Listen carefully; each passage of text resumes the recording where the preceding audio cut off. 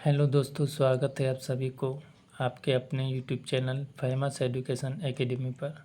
हम लेकर आए हैं मिश्रण का पार्ट 3, जो इससे पहले पार्ट 1 पार्ट 2 लेकर आए हैं। जो भी नहीं देखे हैं वो पार्ट 1 पार्ट 2 ज़रूर देखें। ये पार्ट 3 है, ठीक है, जो आने वाले एग्ज़ाम के लिए काफ़ी महत्वपूर्ण है। इसे railway, group D, ALP, NTPC और भी सारे एग्ज़ाम SSC लेवल के, ठीक है, जो कोई भी एग्ज़ाम हो वो सभी एग्ज़ामों के लिए महत्वपूर्ण है। तो चैनल पे जो भी नए हैं तो चैनल को सब्सक्राइब कर लें, ताकि ऐसी वीडियो हम लेकर आएंगे तो आपको नोटिफिकेशन मिल जाएगा, ठीक है। तो चलो शुरुआत करते हैं पहला प्रश्न से। पहला प्रश्न में कहा गया है कि 20 रुपये प्रति केजी वाले चावलों को 30 रुपये प्रति केजी चावलों के साथ किस अनुपात में मिलाया जाए कि यह मिश्रण का मूल्य 24 रुपये प्रति केजी हो जाए, ठीक है। तो इसको सॉल्व करते हैं। जैसे कि बोला गया है 20 रुपये प्रति केजी, तो यहाँ पर 20 लिख लेते हैं। फिर बोला है 30 रुपया प्रति केजी, तो इधर 30 रुपया लिख लेते हैं। और उसके बाद बोला है कुल जो है मिश्रण का मूल्य का 24 रुपये प्रति केजी हो जाए, तो बीच में जो मिश्रण मूल्य 24 लिखेंगे, ठीक है। अब इससे घटाएंगे, ठीक है, इसको इससे घटाएंगे। 30 में 24 चला जाएगा तो 6 बचेगा, 24 में 20 चला जाएगा तो 4 बचेगा, ठीक है। तो देखो ये आपस में कटेगा, जैसे 3 दूना 6 और 2 दूनी 4, यानी 3:2। ये पूछा गया है कि किस अनुपात में मिलाया जाए कि मिश्रण 24 रुपये प्रति केजी हो जाए, तो 3:2 हो जाएगा, ठीक है। यही प्रश्न का आंसर होगा। तो अगले प्रश्न की ओर चलते हैं।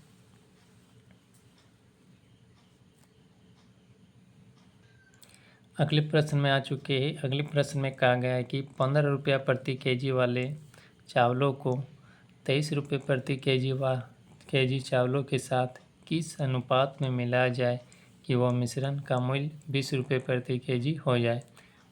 इस प्रश्न को उसी तरह सॉल्व करेंगे जैसे कि 15 रुपया प्रति केजी है और यहाँ पर 23 रुपया प्रति केजी, और मिश्रण जो है टोटल कितना है 20 रुपया प्रति केजी। ये मिश्रण बीच में लिखेंगे, ठीक है। उसके बाद इसको इससे घटा करेंगे, इसको इससे घटा करेंगे। 23 में 20 चला जाएगा, 3 बचेगा। 20 में 15 चला जाएगा, 5 बचेगा, ठीक है। जो आंसर आएगा 3:5, ये प्रश्न का आंसर आ जाएगा। तो अगले प्रश्न की ओर चलते हैं। अगला प्रश्न में कहा गया है कि 10 रुपये प्रति लीटर की दर वाले दूध के साथ किस अनुपात में पानी मिलाना चाहिए जिससे मिश्रण का दर 8.50 रुपया प्रति लीटर हो जाए, ठीक है। इसको सॉल्व करते जैसे 10 रुपया प्रति लीटर है, लिख लिए, ये दूध है। उसके बाद बोल रहा है कि दूध के साथ किस अनुपात में पानी मिलाया जाए। तो पानी मिलाया जाए, जब भी पानी मिलाया जाएगा तो उसमें तो पानी मिलाने का तो कोई पैसा नहीं लगेगा, तो उसको 0% 0 लिखेंगे, ठीक है, 0 लिखेंगे। और जो मिश्रण टोटल है 8.50 उसको बीच में लिखेंगे। इससे इसको घटा करेंगे और इसको इससे घटा करेंगे, ठीक है।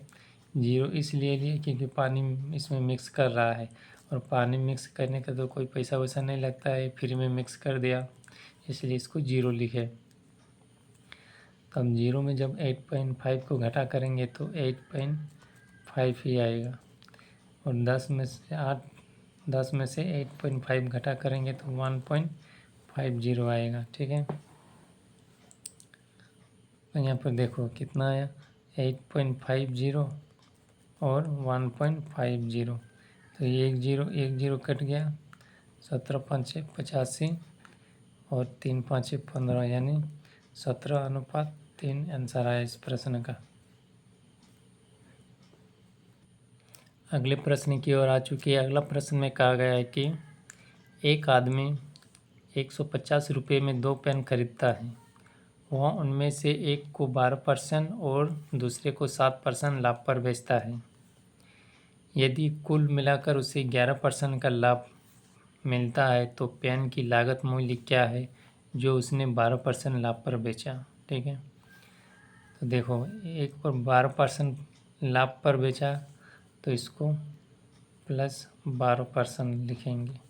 ठीक है, एक को फिर 7% लाभ पर बेचा तो इसको प्लस 7% लाभ लिखेंगे। और कुल मिलाकर 11% का लाभ होता है तो ये बीच में लिखेंगे। 11% का लाभ यानी प्लस लिखेंगे, इसको इससे माइनस करेंगे और 12 को 11 से माइनस करेंगे। ठीक है, तो 12 में 11 जाने से तो यहाँ 1 होगा और 11 में 7 जाने से 4।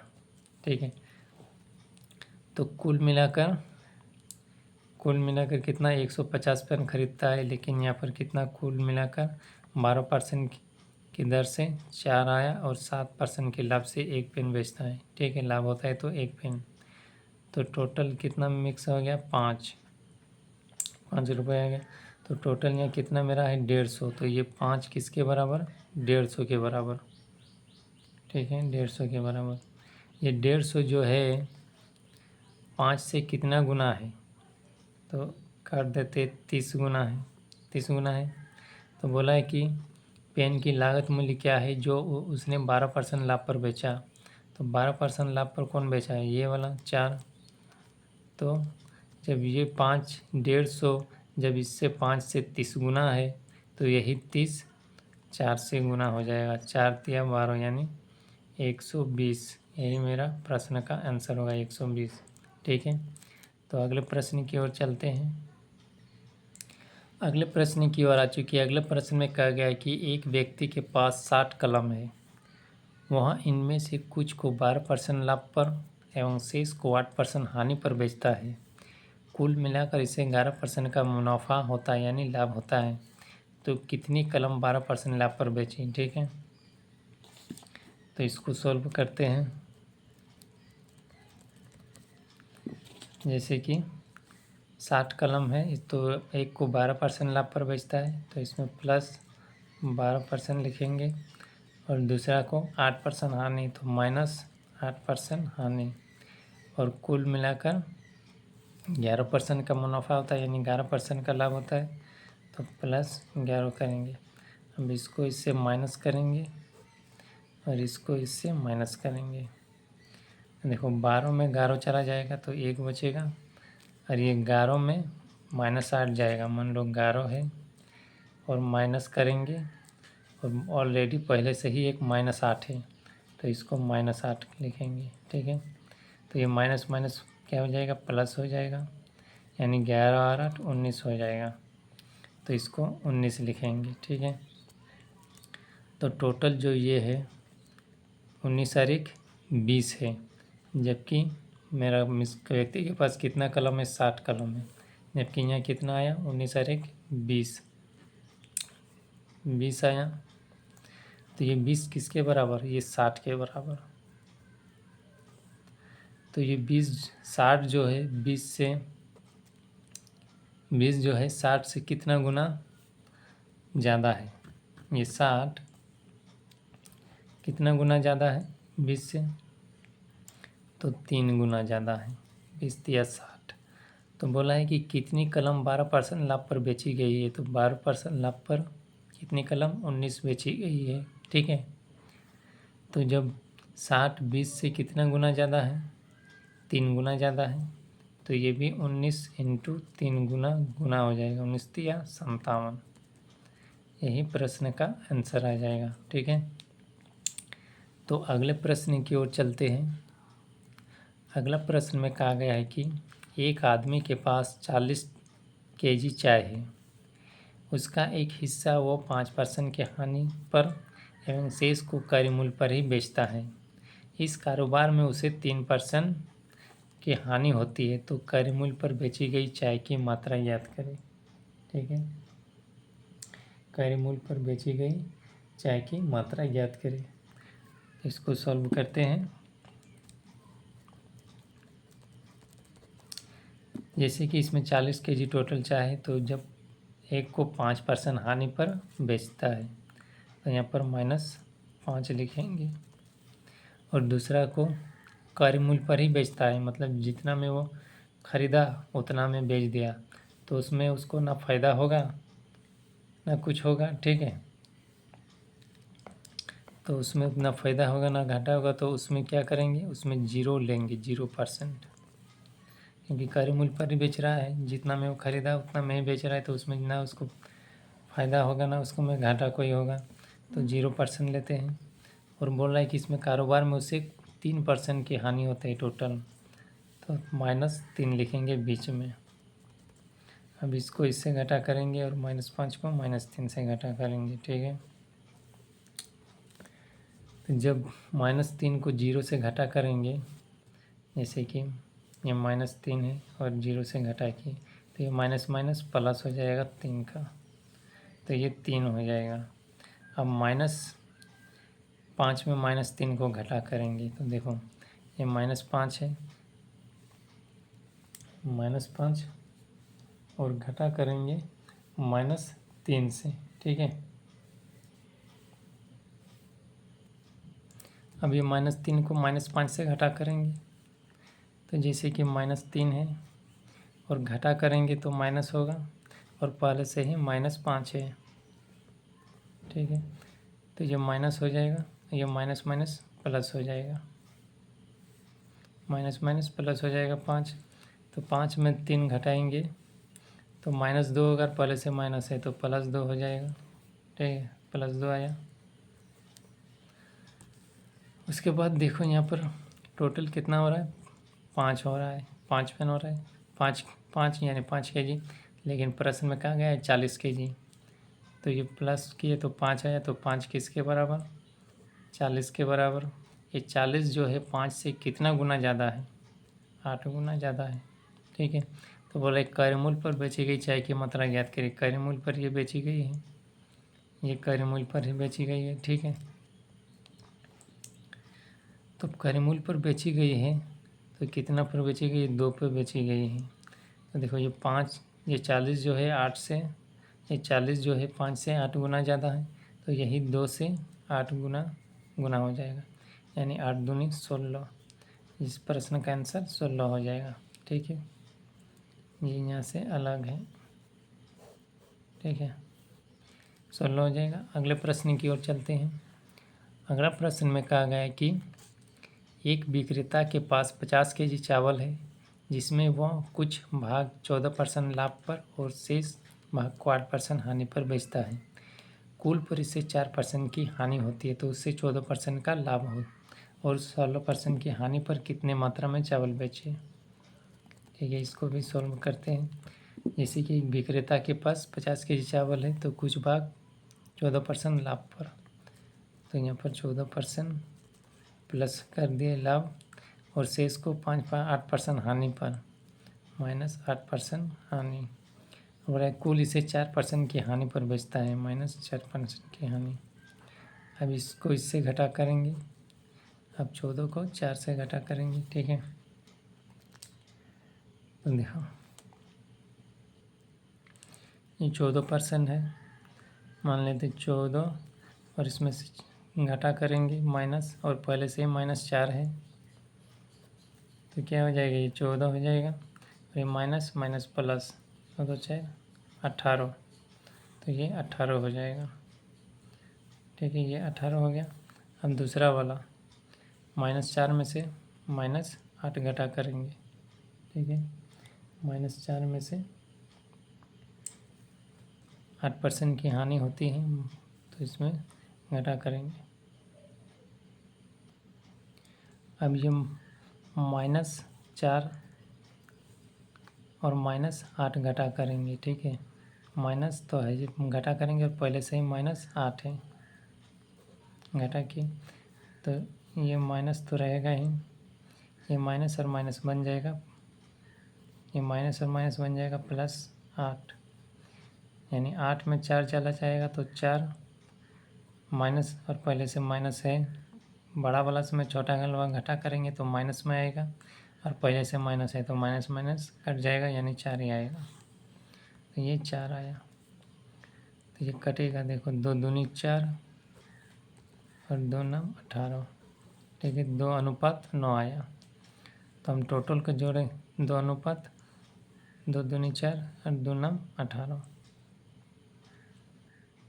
इस प्रश्न में यहाँ थोड़ा सा मिस्टेक हो गया है, इसमें 6% होगा, ये 8% नहीं, ये 6% होगा, ठीक है। तो यहाँ पर 6 होगा, यहाँ पर 6 होगा। तो 6 माइनस 4 में माइनस 6 चला जाएगा। तो माइनस बराबर -4, ये माइनस माइनस प्लस 6, यानी 6 में चला जाएगा तो 2 बचेगा, ठीक है। ये वाला ये 2 रहेगा और ये 18, 2 18 हो गया। अब 2 से कटेगा, 2 9 18, यानी 1:9 आएगा, ठीक है। 2 9 18 कट गया, यानी 1:9 आया। तो इसमें बोला गया 50 kg चावल है टोटल, तो टोटल कितना है 50, 9 और 1 10, तो 10 किसके बराबर, 10 50 के बराबर। तो 50 जो 10 से कितना गुना है, 5 गुना है, ठीक है। तो बोला है 14% लाभ और 16% हानि पर कितने मात्रा में खरीदा। तो 14% लाभ ये वाला है, इस तरफ का ये वाला है 14%, तो यही 5 से गुना हो जाएगा, 5 1 के 5, ये आंसर। और फिर बोला है 16%, ठीक है। फिर बोला गया है 6%, 6% हानि पर कितने की मात्रा में खरीदा। तो 6% वाला ये है, यानी 9, तो ये भी 5 से गुना हो जाएगा, 5 9 45, ठीक है। तो अगले प्रश्न की ओर चलते हैं। अगला प्रश्न में कहा गया है कि 36 रुपये प्रति लीटर दूध के साथ पानी किस अनुपात में मिलाया जाए कि मिश्रण का मूल्य 28 रुपये प्रति लीटर हो जाए। तो मान लें यहाँ पर सॉल्व करते हैं इसको। ये 36 रुपये प्रति लीटर लिख लिया। किस अनुपात दूध है ये और पानी मिलाया जा रहा है, तो पानी जब भी मिलाया जा रहा है तो वो 0 हो लिखेंगे, क्योंकि पानी जब मिलाया जाता है उसको ना खरीदना होता है, ठीक है, ना पैसा लगता है, ठीक है। और ये 28 रुपये प्रति लीटर है मिश्रण टोटल, तो इसको बीच में लिखेंगे 28, इसको इससे घटा करेंगे और इसको इससे, तो ये 28 के 28 ही होगा। और 36 में हट जाएगा तो कितना बचेगा, 8 बचेगा। 36 में हट जाएगा तो 8 बचेगा। अभी देखो 7 4 28 और 2 चौके 8, यानी 7:2 इस प्रश्न का आंसर आएगा, ठीक है। वीडियो अगर पसंद आए है तो लाइक ज़रूर करें, कमेंट करें या ज़्यादा से ज़्यादा शेयर करें। और चैनल पे जो भी नए हैं, वीडियो को जो भी नए देख रहे हैं, वो चैनल को सब्सक्राइब कर लें, ताकि ऐसी वीडियो हम लाएंगे तो आपको नोटिफिकेशन मिल जाएगा।